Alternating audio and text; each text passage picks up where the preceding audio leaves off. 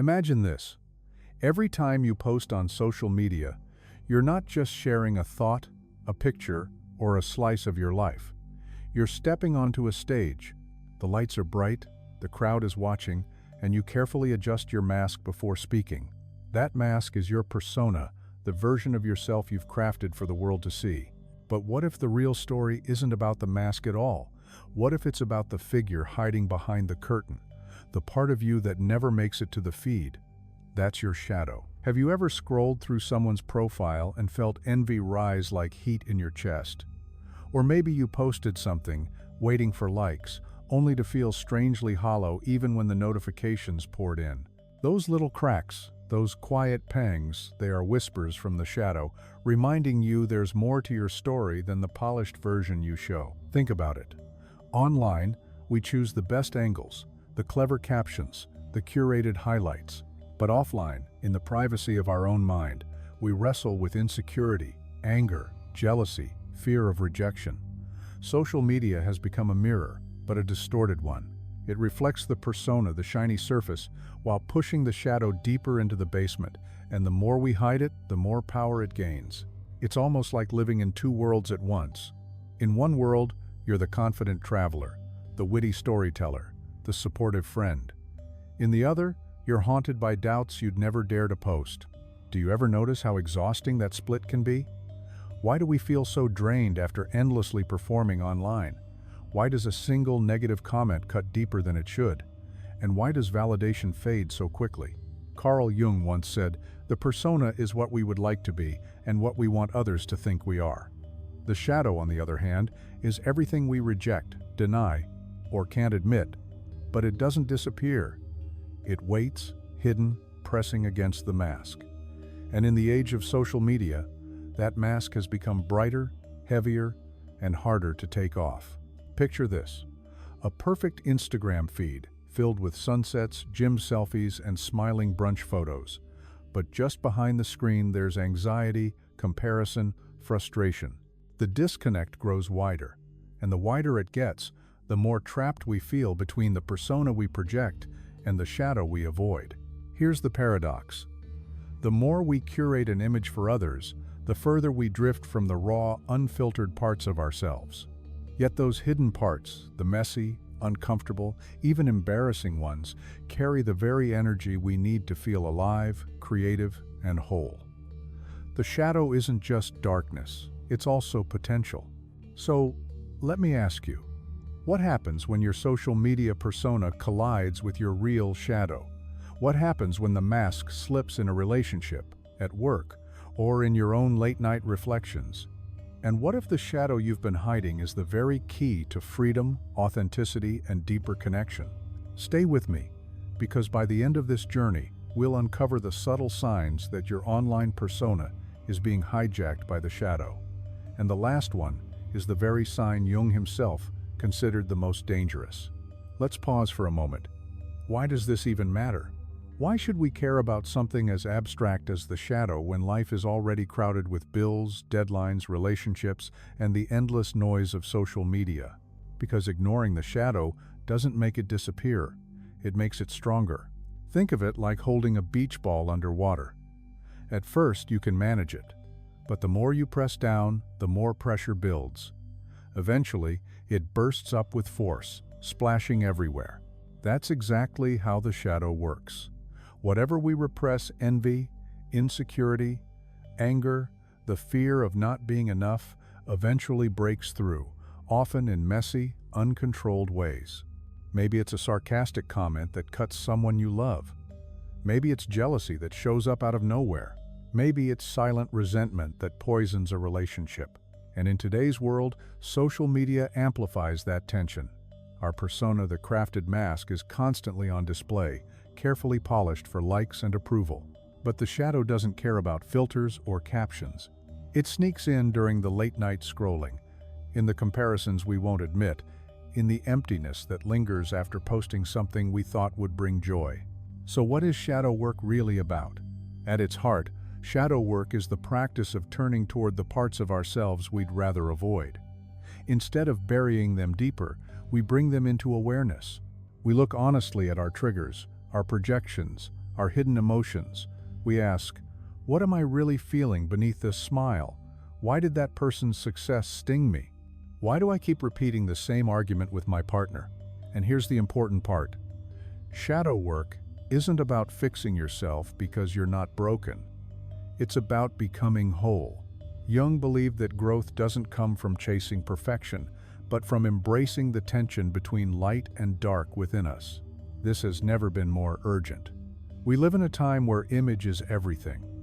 Employers glance at LinkedIn before interviews. Dating apps reduce us to a split-second impression. Friends measure closeness by likes and emojis. The pressure to maintain a flawless persona is relentless. And beneath that surface, depression, anxiety, and loneliness are on the rise. Doesn't it make you wonder if the gap between who we show and who we are has stretched too far? Shadow work offers a bridge back to ourselves. It helps us step off the exhausting treadmill of performance and reconnect with the raw, unfiltered truth of who we are. Instead of fearing envy, anger, or insecurity, we start to see them as signals, messages from the unconscious, pointing us toward growth. Let me give you a picture. Imagine someone who's always the positive one. On social media, their posts sparkle with gratitude, optimism, endless smiles. But inside, they're carrying sadness they don't dare to share. Over time, that sadness doesn't just disappear. It seeps out through burnout, numbness, or withdrawal. Shadow work would invite this person to sit with the sadness, to write about it, to acknowledge it as part of their humanity. And by doing so, the sadness loosens its grip and transforms into depth, empathy, and authenticity. That's the paradox. The very emotions we fear will make us weak are the ones that can make us whole. So, when we talk about shadow work in the age of social media, we're really talking about reclaiming our humanity. We're talking about peeling back the mask, even just a little, and daring to let the unpolished parts breathe. Ask yourself, what part of you never makes it onto your feed? What feelings do you delete before posting? What truths feel too heavy to share, but live inside you every day? Because the shadow is already here. The only question is whether you'll keep fighting it in the dark or finally turn toward it with curiosity. And as we move deeper, we'll begin to explore not just what the shadow is, but the signs subtle and obvious that it's shaping your life more than you realize. Some signs are easy to spot. Others hide in plain sight, disguised as everyday habits. Stay with me, because once you recognize the shadow's fingerprints, you'll never look at your own patterns or your online persona the same way again. There's an old story about a king who ruled over a magnificent kingdom. By day, he wore a dazzling crown, stood tall before his people, and projected strength, wisdom, and confidence. But at night, when the halls were empty and the torches dimmed, he would sneak into a hidden chamber. Inside, chained to the wall, was a beast. It snarled and pulled at its bonds, growing stronger with every scrap of food he tossed it. The king feared that if anyone discovered the beast, his perfect image would crumble.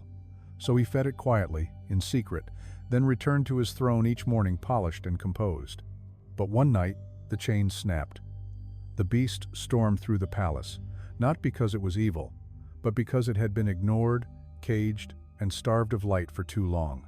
The people were horrified to realize the king they thought they knew had always been living in two worlds, the public one and the hidden one. This story isn't really about a king, it's about us.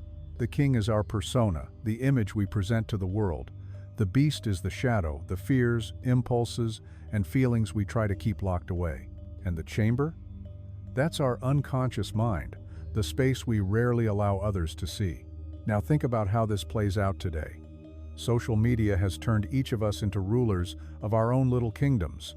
Our crown is the profile picture. Our throne is the follower count. Our reputation built from curated words and photos. Every post declares, "This is who I am." But what about the chamber behind the screen? What about the beast that never gets posted? Let's make it real with a modern example. Take Emily. On Instagram, she looks like she has it all together. She posts beautiful photos from yoga retreats, shares inspirational quotes about gratitude, and celebrates career wins with cheerful updates. Friends flood her comments. "You're so inspiring," or "I wish I had your life." But off camera, Emily is exhausted. She feels jealous when others get promotions before her. She worries her relationship is falling apart, but can't bring herself to admit it online. She feels lonely, even when her phone lights up with hundreds of notifications.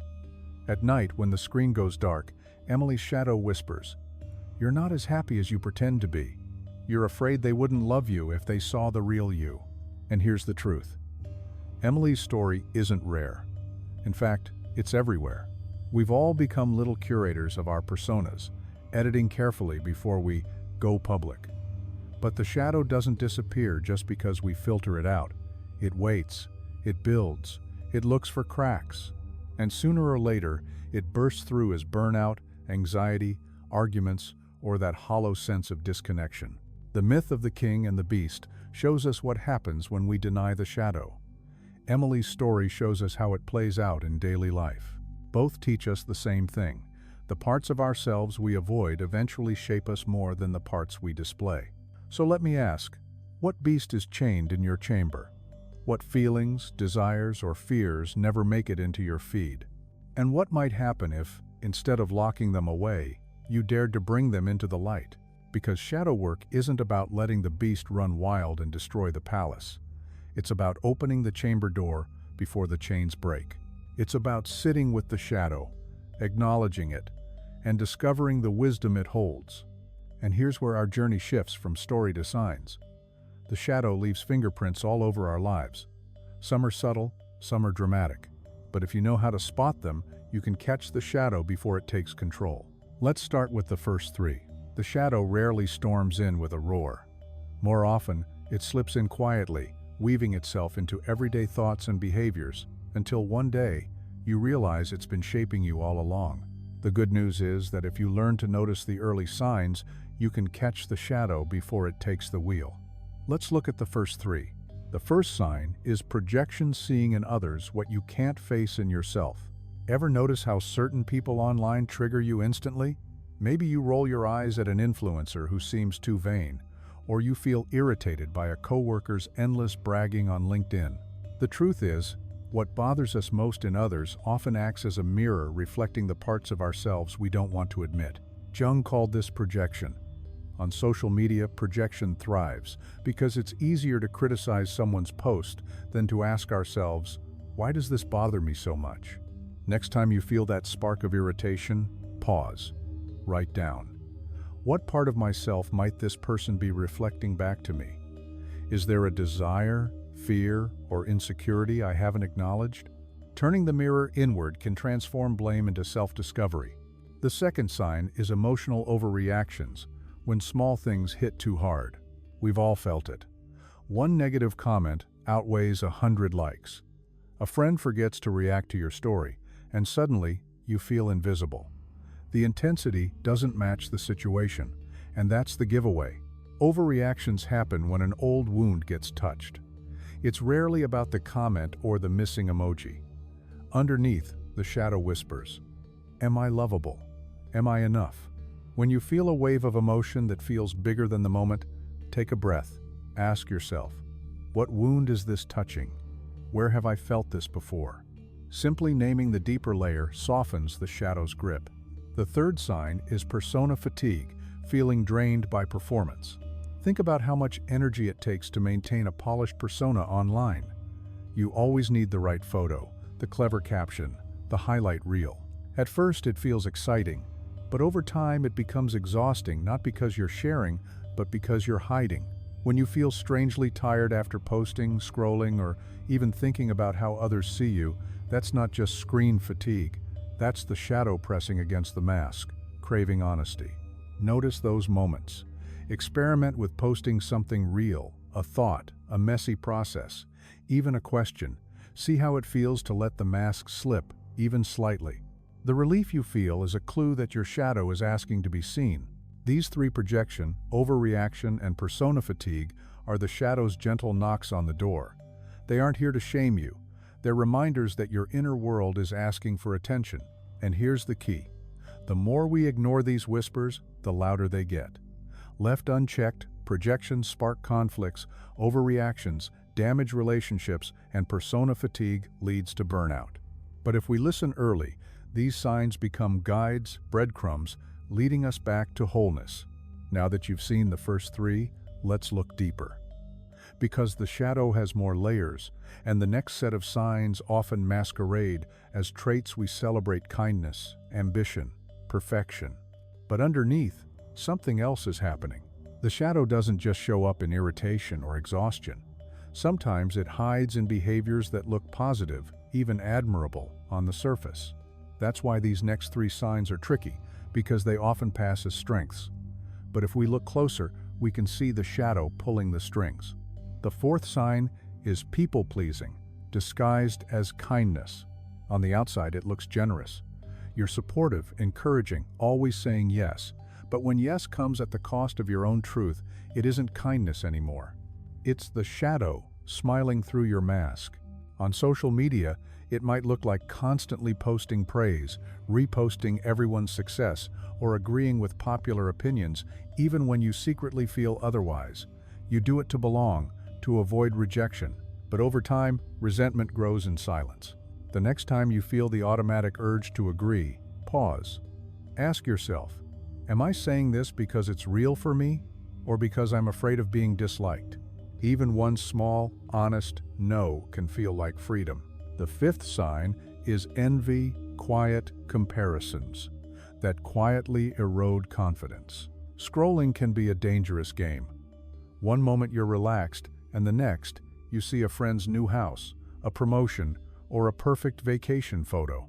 Suddenly, you feel smaller, behind, less worthy. That sting of comparison is envy, one of the shadow's favorite disguises. But envy isn't the enemy. Jung saw it as a signal. It points to desires we've buried. Envy of someone's success might reveal ambition you've denied. Envy of someone's freedom might point to adventures you've postponed. Instead of shaming yourself, ask, what hidden desire is this showing me? Where can I take one small step toward it in my own life? That shift turns envy from poison into compass. The sixth sign is the perfection mask hiding behind flawlessness. Perfection looks admirable from the outside. The perfect post, the perfect body, the perfect career. But perfection often hides fear, fear of failure, fear of judgment, fear that without the polish, you won't be enough. On social media, it shows up in the endless retakes, the filters, the hesitation to share anything messy. It looks like control, but it feels like pressure. And the cost of perfection is always authenticity. Try letting something imperfect slip through a raw draft, a candid photo, a vulnerable thought. Notice the discomfort, but also the relief. Every time you loosen the grip of perfection, you reclaim a piece of your real self. People-pleasing, envy, and perfection, they sound different, but they share the same root. They drain us, disconnect us, and leave us trapped behind the mask. The shadow doesn't always hide in darkness. Sometimes it hides in light, disguised as good. And that's why awareness matters. Because without it, we confuse performance with authenticity, and we pay the price in silence. But the shadow doesn't stop here. It doesn't only play with comparisons or perfection. It also moves into the deeper corners of our minds, the ones we rarely admit, even to ourselves. Those hidden places quietly shape our choices and identities every single day. That's where we're heading next. Up to now, we've looked at signs of the shadow you can often notice if you're paying attention: projection, overreactions, fatigue, people-pleasing, envy, perfection. But the shadow also works in more hidden ways. These signs don't shout. They whisper beneath the surface, shaping your habits, your choices, even your identity. Let's look at three of the deepest ones. The seventh sign is self-sabotage disguised as bad luck. Have you ever thought, why does this keep happening to me? You miss deadlines. You let opportunities slip away. You repeat the same painful arguments. On the surface, it feels like coincidence, or maybe fate. But often, it's the shadow at work. Self-sabotage happens when hidden fears guide us to block our own progress. Maybe you fear success because it means more responsibility. Maybe you fear intimacy, so you push people away. Online, it might look like delaying a project you want to share, deleting posts before anyone sees them, or avoiding platforms while convincing yourself the timing just isn't right. The next time something falls apart by accident, pause. Ask yourself, did I play a role in this outcome? What fear might be hiding underneath my choices? Awareness is the first step to breaking the cycle. The eighth sign is numbness when you feel nothing at all. Not every shadow screams. Some go silent. Instead of anger, jealousy, or sadness, you feel blank. You scroll for hours, but nothing excites you. Good news arrives, but it barely registers. You drift through days in a fog. Numbness is often the shadow's way of protecting you from emotions that once felt overwhelming. But protection comes at a cost.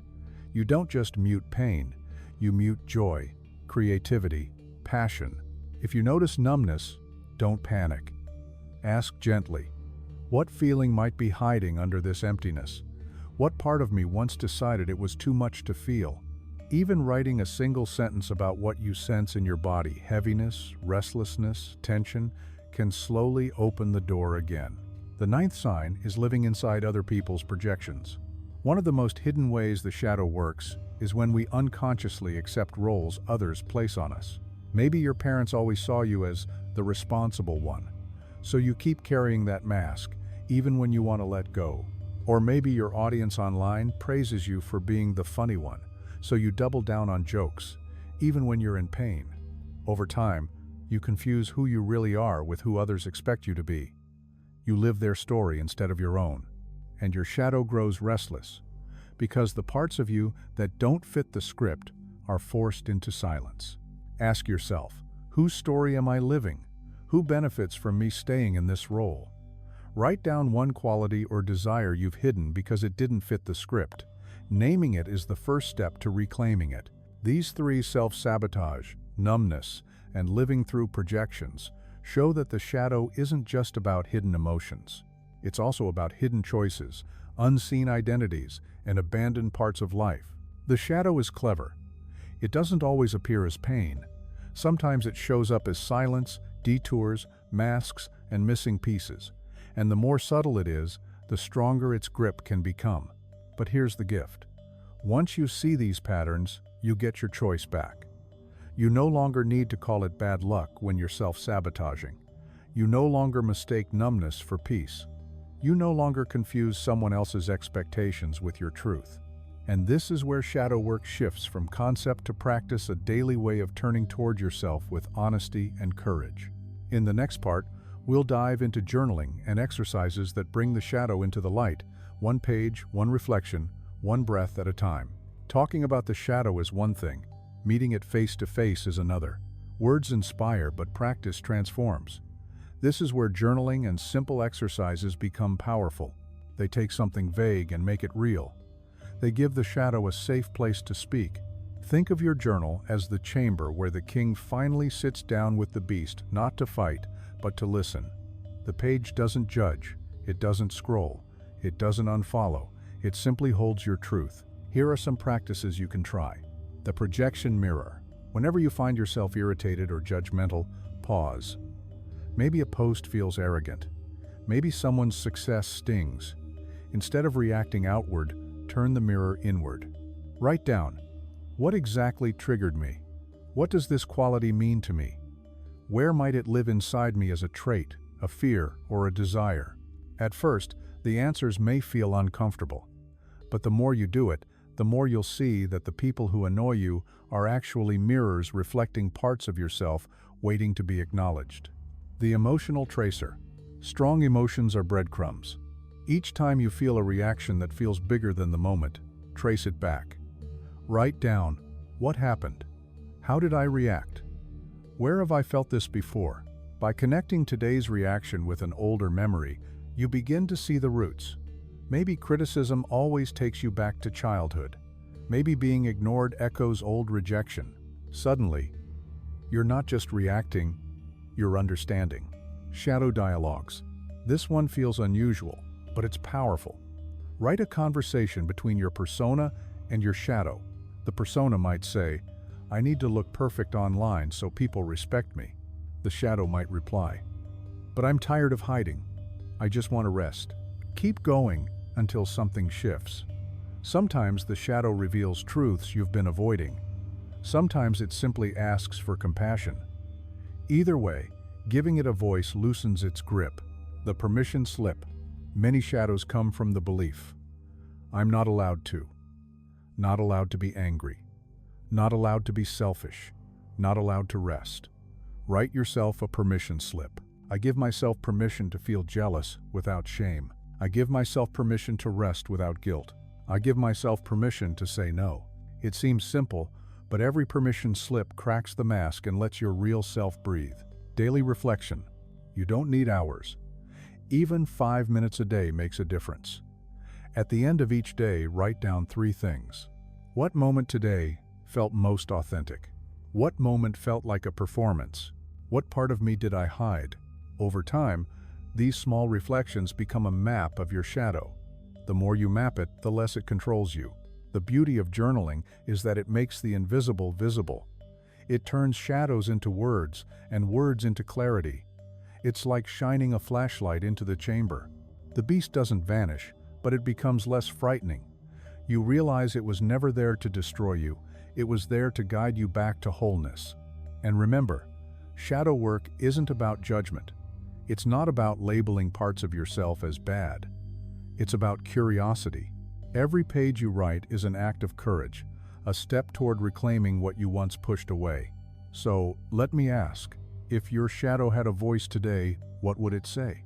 And with that, let's move into one of the most powerful places where the shadow comes alive: love and relationships. Because if there's anywhere the mask slips, it's with the people we let closest to our hearts. If social media is the stage where we wear our brightest masks, then relationships are the mirror that shows us what's really underneath. Nothing brings the shadow to the surface more quickly than intimacy. Why? Because love is where our deepest fears and hidden desires collide with another person's presence. Think about it. On a first date, most of us bring our best persona, charming, attentive, polished. But as the relationship deepens, the shadow slips through the cracks. Jealousy flares when your partner laughs a little too freely with someone else. Old wounds reopen when they forget to text back. Silent expectations pile up until they explode in arguments that feel far bigger than the moment. Jung once said, "The meeting of 2 personalities is like the contact of 2 chemical substances. If there is any reaction, both are transformed." That transformation often happens because relationships don't just connect us, they expose us. They force the shadow into the light. The projection game in love. One of the clearest ways the shadow shows up in relationships is through projection. You might accuse your partner of being controlling when in truth, you struggle with your own need for control. Or you might feel abandoned when they're simply busy, not because they've rejected you, but because your shadow still carries an old fear of being left behind. On social media, projection plays out as subtle jealousy when your partner interacts with others, or the urge to post proof of your love to reassure yourself and the world.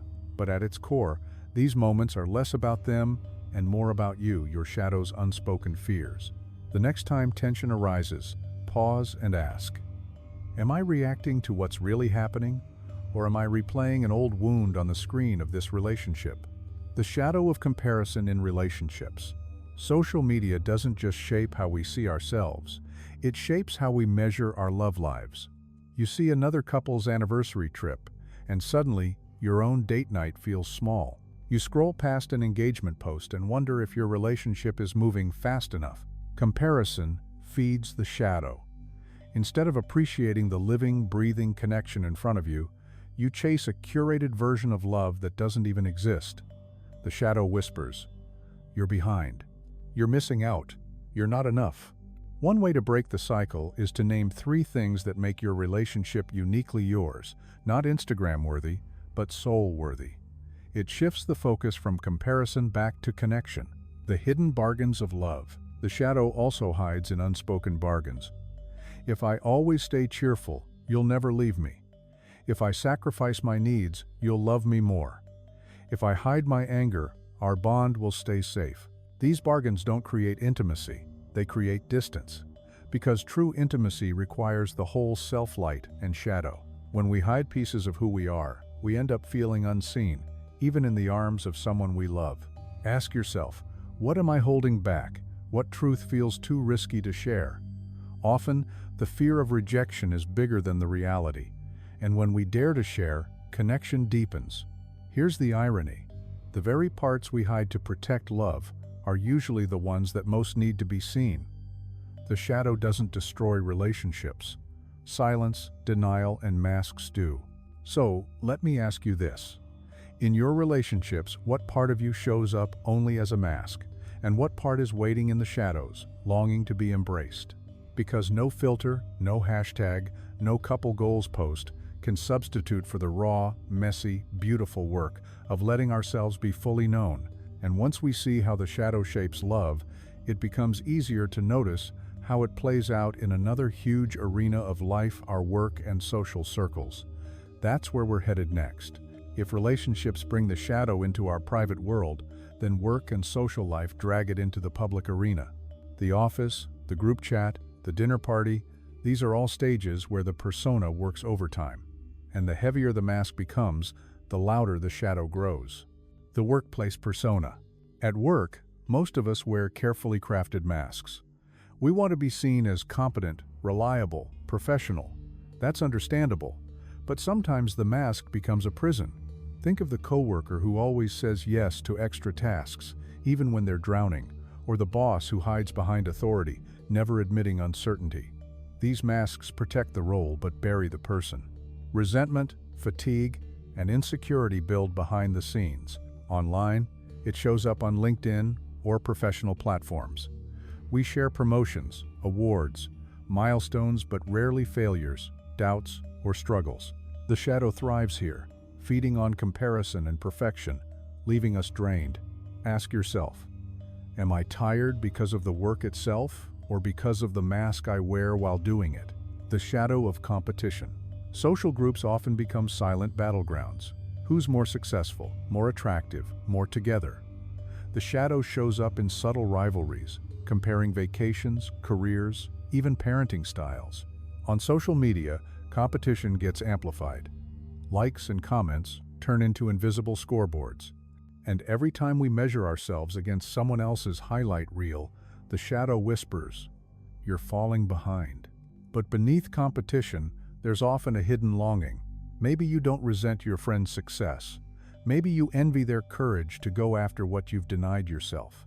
When you catch yourself in comparison, ask, what quality in them points to something I want more of in me?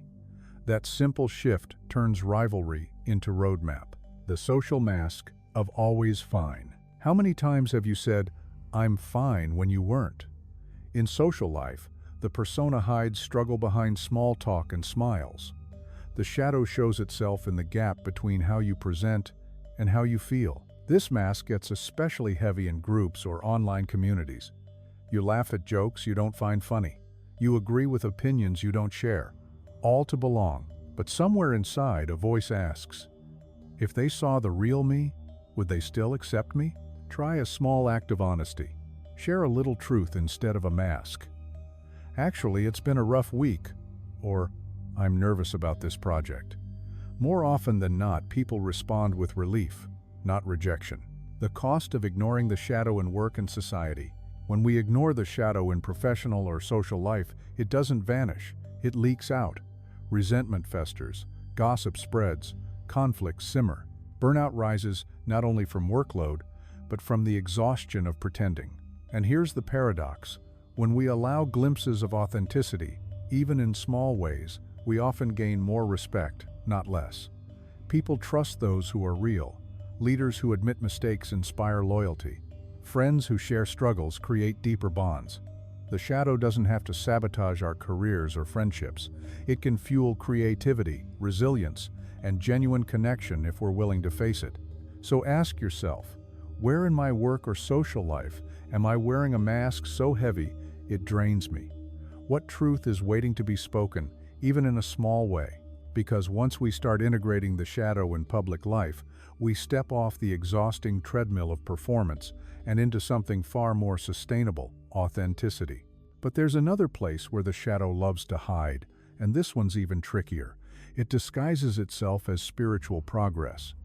Let's look at the trap of spiritual bypassing. Shadow work isn't limited to emotions, relationships, or careers. It also follows us into our most sacred spaces, our spiritual life. And ironically, this is often where the shadow hides best, disguised in the very language of light. This is what many call spiritual bypassing. It happens when we use practices, beliefs, or positive vibes only, attitudes to avoid the very pain we need to face. The trap of love and light only. It sounds beautiful to say, I only focus on love and light. But what happens to your anger, your grief, your envy, your loneliness? When everything has to be positive, the shadow gets pushed even deeper. On social media, this can show up as endless inspirational quotes and polished high-vibe posts that deny any struggle. It looks uplifting, but behind the curtain, exhaustion grows. Because holding up an image of perfection, even spiritual perfection, is still wearing a mask. Next time you rush to stay positive, pause. Ask yourself, what uncomfortable emotion am I skipping over right now? What would happen if I sat with it instead of covering it in light? The trap of over-identifying with roles. Spiritual communities often talk in archetypes: the healer, the empath, the wise one. These roles can be empowering, but they can also become masks. Someone may cling to being the healer, helping everyone else while neglecting their own wounds. Someone else might identify as the empath, using it to avoid responsibility for their projections. Archetypes are powerful, but they become traps when we hide inside them instead of integrating their opposites. Ask yourself, what role do I cling to most? What opposite quality am I avoiding by holding on to it? The trap of escaping into practices, meditation, prayer, yoga, these are beautiful tools, but even they can be misused. If you meditate every time anger rises without asking what that anger is trying to tell you, you're not healing, you're escaping. It's like sweeping dirt under a meditation cushion. The room looks spotless, but the pile grows. And eventually, the shadow bursts out in ways your mantra can't soothe. After your next practice, ask, what feeling was I avoiding before I began? Did I use this practice to connect or to escape? The cost of bypassing. Spiritual bypassing feels safe. It keeps things light, neat, and simple. But the cost is depth. Without facing the shadow, spirituality becomes performance, another mask. True spiritual growth doesn't mean climbing higher, it means digging deeper. It means standing in the tension between light and dark, instead of denying one side. Jung believed that wholeness comes not by eliminating darkness, but by embracing it. The shadow isn't the enemy of the spirit, it's the doorway to authenticity. So ask yourself, where in my spiritual life have I used light to hide from the dark? Which practices help me connect, and which ones help me avoid? Because when you dare to bring the shadow into your spiritual path, everything shifts. Faith becomes less fragile, more grounded. Practices stop being escapes and start being anchors. And the pursuit of light finally includes the truth of your darkness. From here, we can zoom out even further beyond personal struggles, beyond relationships, beyond social media, to the collective shadow that Jung warned about. What happens when entire societies repress what they cannot face? That's where we're going next. So far, we've explored the shadow in personal life, how it shapes our posts, our relationships, our work, even our spirituality. But Jung's vision was bigger than the individual. He believed the shadow also exists on a collective scale, woven into families, cultures, and even nations. The collective shadow. Just as people hide traits they don't want to face, societies do the same. Cultures bury uncomfortable truths, project blame onto outsiders, or glorify one version of success while shaming everything else. Every society has stories it avoids telling. Some bury histories of injustice. Others enforce unspoken rules about gender, race, or class. These denied truths don't disappear, they form a collective shadow. And just like the personal shadow, it doesn't vanish. It erupts, sometimes as conflict, sometimes as prejudice, sometimes as mass fear. On social media, the collective shadow plays out in real time. Online mobs, cancel culture, scapegoating, Much of it is projection on a large scale. Instead of facing shared issues, we project them onto individuals and tear them down. Ask yourself, when I jump into a heated debate online, am I speaking from clarity, or am I swept up in the collective shadow, anger, fear, blame that may not even belong to me? Jung's warning. The danger of denial. Jung lived through 2 world wars. He saw what happens when societies repress their shadows. His warning was clear. The more a culture denies its darkness, the more violently it eventually bursts out. The same applies today. When we deny collective issues, climate change, inequality, mental health struggles, they don't disappear, they grow. And eventually, they demand attention in the form of crisis. The connection is this: the more individuals face their shadows, the more capacity we build to face the collective one. Inner work ripples outward. The role of archetypes. Jung also believed that archetypes, universal patterns like the hero, the mother, the trickster, live in the collective unconscious. When societies ignore their shadows, these archetypes often twist into distorted forms. The hero becomes the savior figure we expect to fix everything: a politician, a celebrity, a guru. The trickster shows up as chaos in politics, in media, in movements that seem to disrupt everything without offering solutions. Recognizing these patterns helps us see that the shadow isn't just personal. It moves through culture itself. The modern collective shadow, social media. Social media has become the loudest stage for the collective shadow. We project envy, anger, and fear, not just individually but as groups. We cancel, we divide, we polarize. In many ways, the internet is a giant mirror, reflecting humanity's unintegrated shadow back to itself. And yet, there's also an opportunity. Just as in personal life, awareness is the first step. What if instead of reacting blindly, we paused? What if we asked, what in me resonates with this anger? What in us is this conflict trying to reveal? From shadow to wholeness, individually and collectively. Jung's philosophy wasn't about eliminating darkness. It was about holding the tension of opposites. Wholeness comes when we face both the light and the shadow in ourselves and in our communities. So the question is, what kind of society are we creating when our personas and shadows collide online?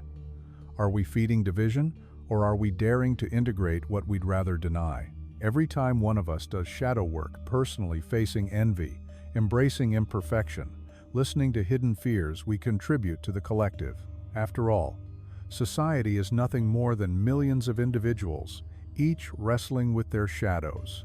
The collective shadow reminds us, this isn't just self-help, it's world help.